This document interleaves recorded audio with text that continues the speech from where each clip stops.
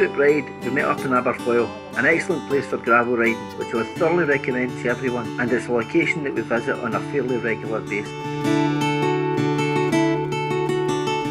The planned route was a northerly route out of Gravelfoyle, up the Duke's Pass and along the south shore of Loch Venachar, followed by lunch back in Gravelfoyle, and then a similar sized southerly look towards Loch Drunkie.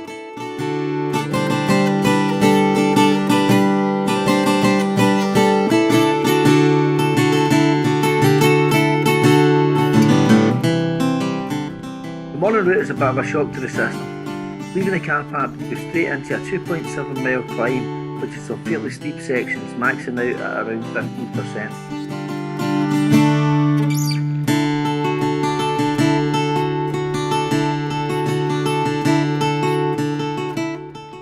So we made it to the top of the Duke's Pass after much puffing and panting and people saying, "Oh, I've not really got the miles in this year." We've got new Danny's got his new bike out. Ooh. There's something up there, it must be struggled up there. Aye, it's nothing to do with Danny's legs, it's definitely always the bikes. But we've got a good turnout, we've got a dozen, so happy days. It's quite nice. Jeremy's back to see us. Well, is it raining, Jeremy? Oh no, it's sweat. Sweat. Well done lads, well done. That's a tough wee start. Having conquered the climb, we then enjoyed a nice wee descent towards Loch Drunkie.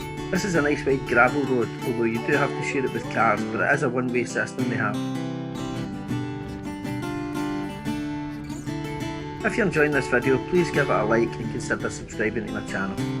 If you'd like to cycle any of these routes, you can pick up the GPX files by following me on Strava at Douglas Gilligan RACC. I was very surprised at how low the water level was in Loch Drunkie. I've certainly never seen it as low as that. As we officially enter autumn, you can just see the change in the colours of the leaves. Autumn has always been a special time to cycle for me, and I'd encourage everyone to avoid the temptation of slipping into an early hibernation, get the gravel bike out and enjoy witnessing the stunning colours which herald the changing of the seasons. After Loch Drunkie and a short descent, there's a 90-degree right turn which takes you along the south shore of Loch Venachar. This gravel section mostly traces the shoreline. It's fast, flowy, beautifully scenic and is always a pleasure to cycle.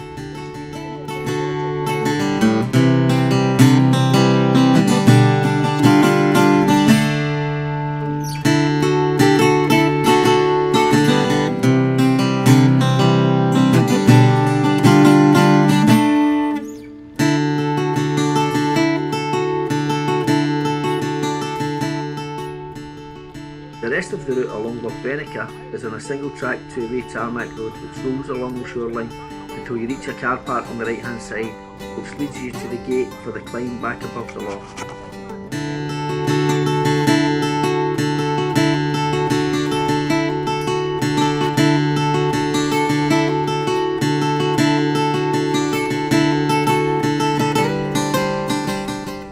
We then came across a group of hardy ladies who were heating themselves up after an open water swimming session in the loch. Oh, it's a bit of cold water swimming, you know. Well done. Are you heating up again? What's the water temperature? 15. Cold. Quite chilly. The sea temperature's 18 now. Is it? That's certainly what yours. Warmer than the land temperature because well played. heating up as much. Getting that second toe on, that's it.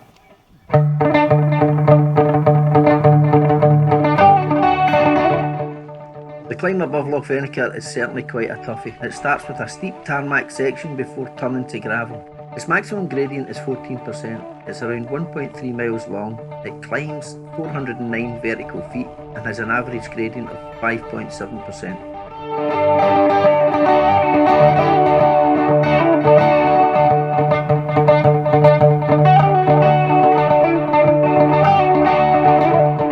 The climb affords some beautiful views over the loch and surrounding area, and the drone helps to capture them with its elevated perspective. On that front, I'm pleased to report that I've upgraded my drone this week, and hopefully these shots will be even more impressive in future videos. I'd like to thank everyone who joined us on the day for what was another very enjoyable peril, and also thank them for their patience in indulging me with the filming of it.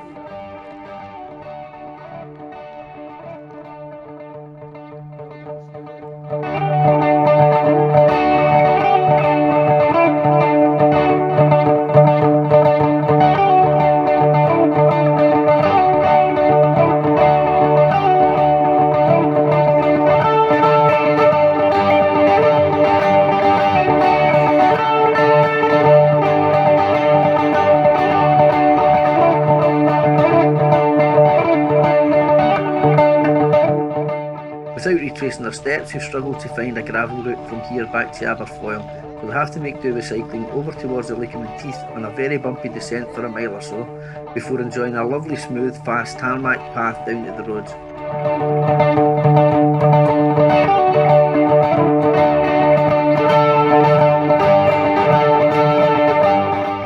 Eric had to leave us after lunch. It was nice to see the big chap again, and certainly a wonderful place to finally christen his gravel bike, which has been kicking its heels as a commuter for a couple of years. I've actually got a warm and fuzzy feeling and been partially instrumental in the liberation of another Kinesis bike.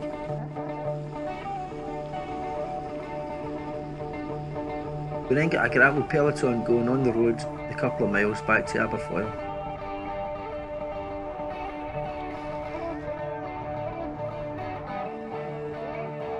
At the risk of repeating myself, the sourdough rolls and bacon from the Gravelfoyle bike hire shop are to die for, and their coffee isn't too shabby either.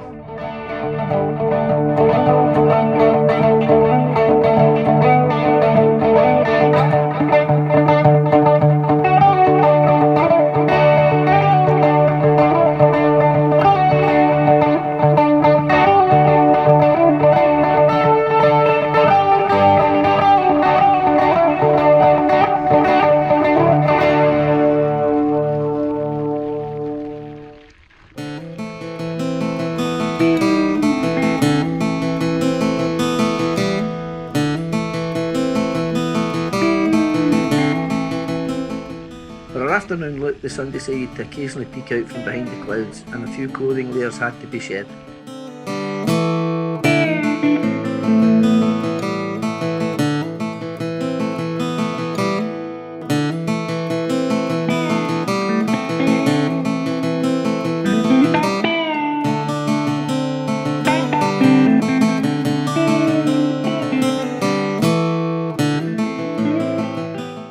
We ended up deviating slightly from our planned route, which resulted in the afternoon loop being shorter than advertised, but with all the climbing involved, there weren't too many dissenting voices.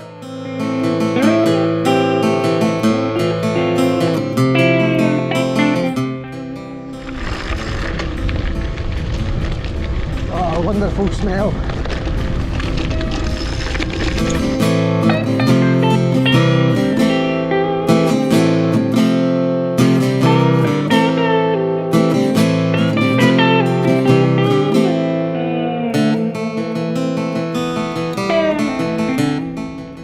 Nice to see Jeremy and Stevie again, and to meet Kevin, who came along for his first pedal with us.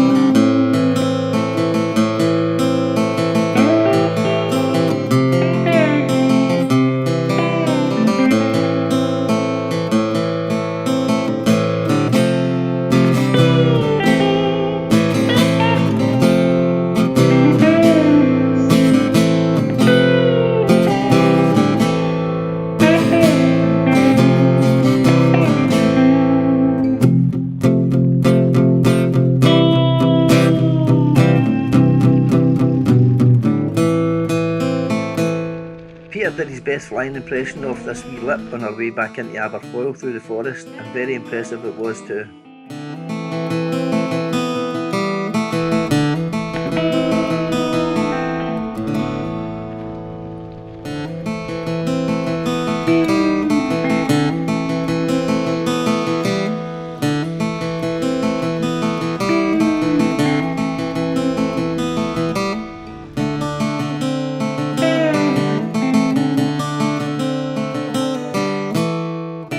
Man. Well, inch two, and lots to go. I'll need to do a loop. Okay, but to make what? To make 100. I'll need to do the 80 loops. I reckon if I went straight there before that detour I did before, it's there. Well, and Daniel, son. Great ride. A nice wee christening. Who's wearing the king of the skunk jersey? Oh, aye. For the new bike. Yeah, Stevie White, good to see you again. Good to see you again, man. Go on, Chris. 30 miles. Well done. Happy new house. T, well done, son. Good to see you. Oh, you need to get out there. Jeremy, good to see you. Good way. Man's only been out 6 times this year and he smashed it.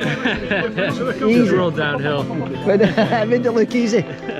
Kevin, well done. Don't be a stranger. No, thank you. Join in. Oh, Big Derek, well done. Thank you. Well done, son. Pedro, well done, son. Good to see you. Good to see you too. And it's great to see you're still a big nuisance. I thought you were out to talk about... One of your most endearing qualities. Well done, did you enjoy that? Yes, very much so. And Santa's got to be good to get your new bike. Once I get a proper grown-up gravel bike. Big boy's bike. I'm pleased to report that Stu Nick managed to get his 100 miles in, although he did have to do a loop of the A80 to reach the ton.